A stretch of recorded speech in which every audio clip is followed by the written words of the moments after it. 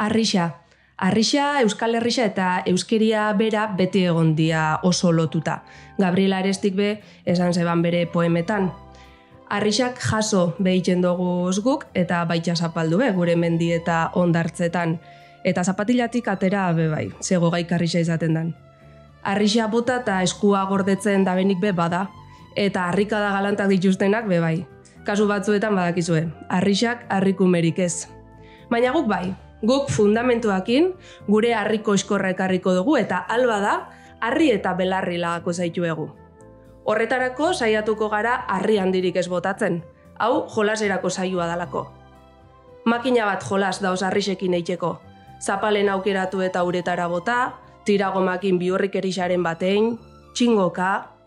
Txingokau? Zer da txingokau, zu?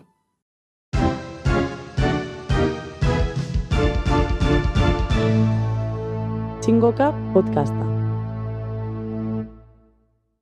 Kaixo dan hori, ongi etorri. Kaixo. Ez dakigu ondiok zelako espazioa da. Nau, ze espazio dan, ez dakigu dan parkia, jolastokixa, ez dakigu arrasaten gauzen, Monterronen akaso, ez dakigu, ez dugu definidu, baina ikusten duguna da badakagula lurrian, zehozer marraztuta, zenbakixekin, harriko eskorren bat be badakagu hemen, eta horrek esan nahi dau txingoka ibiliko garela, ez da? Txingoka, badakizue. Bai, ontxik ez zido gisa esan. Bai, harritxua bota zenbaki batera eta hanka baten gainean junaraino. Bueno, hemen ditugu Oskar Elizburu, AEKako irakasleak, kaixo Oskar. Opa. Itxaro Artola, Arrasate Euskaldun dezagun elkarteko kidea. Aupi. Eta, bueno, Andoni Solupe eta Gaizka Eraina be bai. Kaixo, egunon. Aidetik zuek be. Zer moduz gogoz? Bai, bueno, bai. Harriko eskorra bota, salto batzukein. Urduritasun puntu batekin. Bueno. Baina jolasteko gogoz baita ere. Eta ikasteko eta gauza asko ingoz bakoitzak, tartetxo bat eukiko dabelako. Guazen kontatzera apur bat bakoitzak ze ideia dakan behintzat Oskarzuk? Bueno, gu pixka bat aekan itxin duguna izaten denez beti irakastia, baina nahi dugu pixka bat hemen egite ditxun akatsak eta olakoen inguruan jarraibide eta argibide batzuk emon. Zelan erabilibidan, zeraitxik ere erabiltzen dugun txarto, eta hainbat gauza, hori. Eta pizkat horren inguruan, eta gero beste alde batetik, esapide jatorrak, hemen ez da detalen esamoldiak, ero hitzak, horako gauzak. Bai, batzuetan gaztelaniatik hartzen ditugu, ez da kalkuak, orduan ikasiko dugu zela esan. Bai, hori da, modu informalin eta gozatzeko, erabili berko genituzkenak. Ados, orduan, pedagogia, modu divertigarrixan, eta gero gainera praktikoa izango da egunerokoan. Ia lortzen dugu. Vale, itxaro, zuk? Bueno, banik besti hartutako harrixak ekarriko itxut. Eta espero eta harri bitxixiak izetie. Iritzi artikuluak, da gogoetarako aukeria emango daubien tartetxo batzuk, ez da? Orduan, hausnarketara gonbidatuko gaituzu. Eta oker espana, historiatik be, ibilbideren bat egingo bala? Bai, ekarriko itxu Euskal Herrietako efemeridiak, ze, mendetan, askorako mondau, euskeriak onerako eta txarrerako, eta, horrek kontuen hartzi eta Euskal lotutako historiako momentu batzuk eta gertaera batzuk eta jendia ezautzea motia garantzitsua iruditzen jaku. Eta horrei tartetxo bat esken ikutzau. Ados, hausnarketa, historia, ondo. Baina humorerako tarteren bat be eukiko gala? Bai, gure tartetxoan saietuko gare humoria protagonista izaten, eta horretarako, egora xelebriak, albiste distopikuak, jokuak, baina batez ere harrikadak, kristun harrikadak, izango ditugu hor tarte honetan, eta espero du bere tarte honekin disfrutatzia eta barre asko itxia. Ados, konforme, ekin gotzau ba. Oskar, zer ikasiko gaur? Gaur? Gauzak hobeto itxen. Bai? Bai, behitxu. Ia harrapatzen duzuen. Honena hobia baino hobia da, eta hobia ona baino hobia da, ezta? Ez dut harrapa. Ez harrapa? Ez, berriz. Bueno, polikixo esango. Honena hobia baino hobia dala badakigu. Honena... Bai, klaro, onena bada, onena, ez danetan. Hori da. Eta obia ona baino obia dala, bai. Bai, obia. ona, baino hobia, bai. Bueno, garbi daukazu ez, hobia erabili bidala, eta non, baina ze pasatzen jaku hemen, askotan, txarto erabiltzen dela hori, gure herrixetan, eta gure inguruan desente entzutan dela. Orduan, askotan, hobi esateko, hobi haua esaten da. Hobi haua, hau hobi haua da. Entzun duzue? Bai. Eta beste batzuetan, gauza bera pasatzen jaku, eta askotan esaten dugu, más mejor. Esaten gabitzena da, más mejor. Bai, gaztelaniaz errez konturatzen gara, ez da? Baina. Bai, satarra ero bada, baina. Bai. Ez da hori bakarrik. Beste batzuetan, ona, hobia eta onena hoiek jarraitzen dugu aldrebesten. Eta onagoa itxarekin berdinak gertatzen jaku. Onagoa, hobia esateko. Onagoa, entzungo zego. Bai, onagoa. Hau onagoa da bestia baino. Onagoa, hobiagoa egisa asko entzuten diala. Baina beti erabili da hobia. Izatez da ona, hobia eta onena. Irregularra da. Horre etxik gertatzen jaku hau. Orduan zer da kontuen hartu bioguna edo? Askotan, edozein hizkuntzatan gainera, gure gramatika sortzen dugu. Eta zelan, haundixagoa, txikixagoa, hobiagoa, politxagoa dan, orduan ona, hobia, hobiagoa.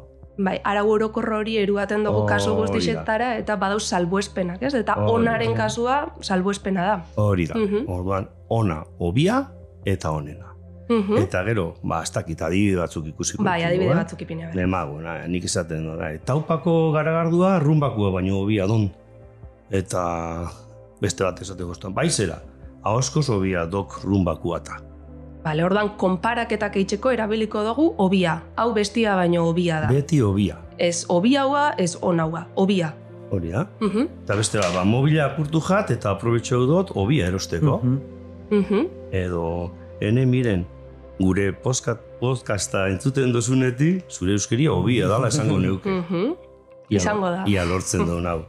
Eta gero, gozua urte jatzu pastela, hobi ezin lehik egin. Ez dakit, olako gauzak. Beti hobia, ez onagoa eta ez hobiagoa. Baina guk nahi dugu esatia, danetan onena, ez da? Superlatibua edo izango litzake, onena. Onena. Horre labilike hoberena ere bai.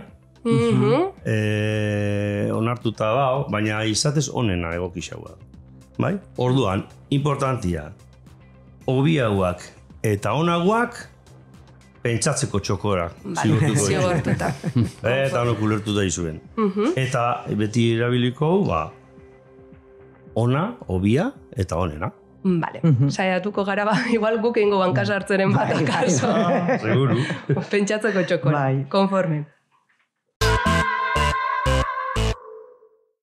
Bueno, Itxaro, eta zure laukitxora joango gara oin, arrixa botata, eta esan dozu, artikuluak eta ekarriko dituzula, ez da? Okerrezpan hau gaur, igual, iritzi artikulo bat?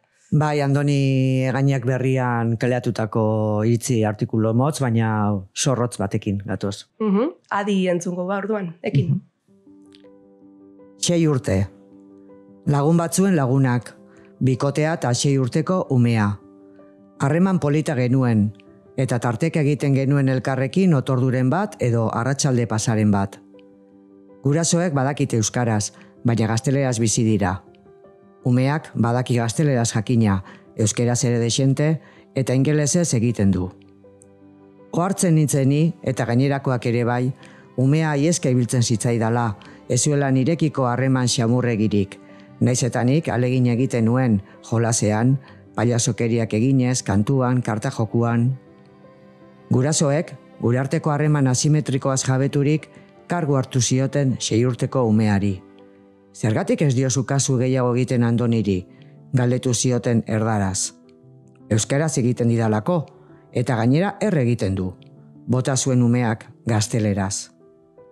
Bigarren erdian arrazoia zuen, baina eta gainera bat zen, sustantzia esaldiaren lehen zatien zetzan. Hori baino ez bazen ez egoela arazorik esan zioten gurasoek, Andonik bazekiela gazteleraz ere. Erretzeari buruz ez zioten deus agindu nik dakidala. Euskarari dagokionez, epaitegiek jokatzen dute 6 urteko haur ark bezala. Erdarak dira ardatz. Erdaretan tinkatu dira, eta euskara ez da sortedun batzuk zehazkatik dakigun hizkuntza bat baino. Eta gurasoak administrazioa dira. Haur kasketosoak mainaren batzuk egin dizkielako atzerapausuak emateko prest beti.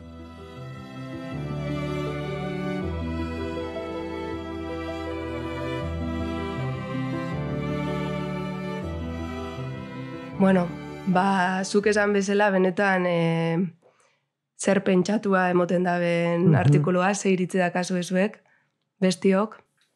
Tabako usaina ipitzen da baitzakixe, baina deserosotasuna da hor. Ez da gustora euskeraz, ez da itxurarik, ez dauka baliabiderik, ero ez da izipasatzerako, baina... Gazteleaz bizi da. Hoi da. Eta hor, etxietan garrantzitsua da, bertan ikustia euskeria dela familiako hizkuntza eta prestigizua emon. Espajako emoten, bigarren mailan baldin badao, gero eta txarra. Bai, ni ustez oso ondo islatzen da, pixkate gaur egun euskarak eta euskal hiztunak pariatzen ari garen, salaketa testu inguru hau, eta hor, zentzu horretan, duela gutxi irakurri nagoen olako artikulu bat, eta hor badago esaldi bat, gaur mai gainean jarri nahi dutena, eta niri behintzat atentzioa ditu ustena, eta da, euskaren alorrean aurre egitetik aurrera egiteko bidea jarri behar dugula, ez? Eta hau da, ezin gaela soilik gelditu salaketa hauei erantzuna ematen, baizik eta normalizazio prozesuan ere aurrera egiteko bidea oso garrantzitsua izango gala, bai, aurrerantzean. Zalantzari barik. Neurriak hartu bida direla hizkuntz politikan, benetan honi bultia emoteko. Eta gupe, podcast honekin, zu gure harritxua jarriko dugula. Bai, alegin egingo bentsa bai. Ondo, itxaro, eta esan dozu hasieran efemeride batzuk karriko zenitula, historiari errepasotxo bat emango detzagula. Ez dakit ondo garaixa kokatzen edo, ez dakit oso zarrak izango dira, berrixak nik botakotzut urte bat eta ia zeo zedakasun garai hortakua. Adibidez, oin, garai hauetan, 1760 urtean, ze berri euskararen inguruan? Bueno, honik gutxi. Argiatik ekartu ditut, ez dienik asmatutako efemeridad, zorionez da ez da neure jakintzatik ekarritxakuak.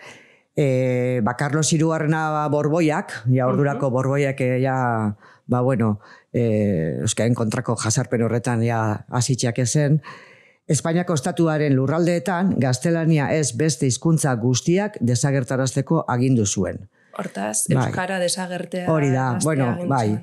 Eta gainera, bere hitzak nahiko ikusten da, etzala bapatien buratu jakon zerbait, aspalditik etorrela asmorrekin, ze hortarako idatzi euen zedula baten, hitzezitz, ala jaso zan, que de una vez se llega a conseguir el que se extingan los diferentes idiomas de que se usan los mismos dominios y solo se habla el castellano.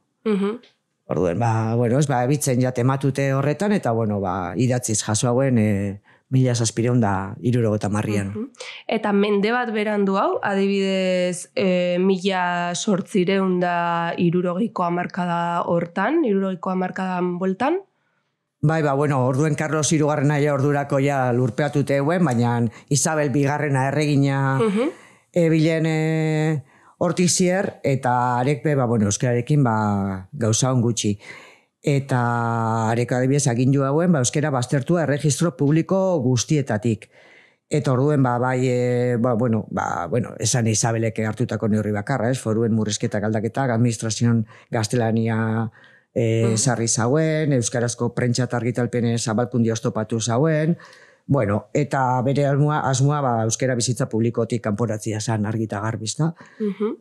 Hor, 15 bat urte egon zan aginduan, eta, saiatu zarandik eta mendik euskara zabatzen. Mende bat aurrera hoen gau. Adibidez, ni jaixo baino 100 urte aurretik. Zer pasauzan 1986an? 86an gauza kuriosua, telefonua, ordurako asmatuta hauen, eta hasieratik debekatu zen telefonoz Hego Euskal Herrian hitz egitea. Eta gainera, hori kudeatzen zauen enpresako langileek agindua eukien elkarrizketak eteteko.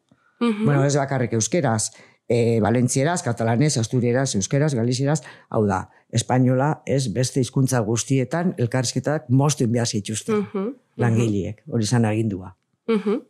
Eta zeo zer ona be, pasauko zan, ez? Urte honetan danetan, ala? Bai, pixka lehentxu gainera, 1880 urtien adibidez, Ego Euskal Herriko lehen euskarazko kasetaritza artikulu argitatu zan, El Correo del Norte, baina, testu inguru politiko baten esan berez, ekimen kultural bat ezen, baizik, eta helburu politiko zehatz batekin argitatuta, lehen karlistadan garaia zan, liberalen eta reginaren aldeko aldarri bat engure esan. Eta hain zuzen be, nekazari zuzendutako mezu bat. Igorrena izan, jakinik nekazarixak euskaldunak ziela, idatzi izan ohar hori euskera utzien.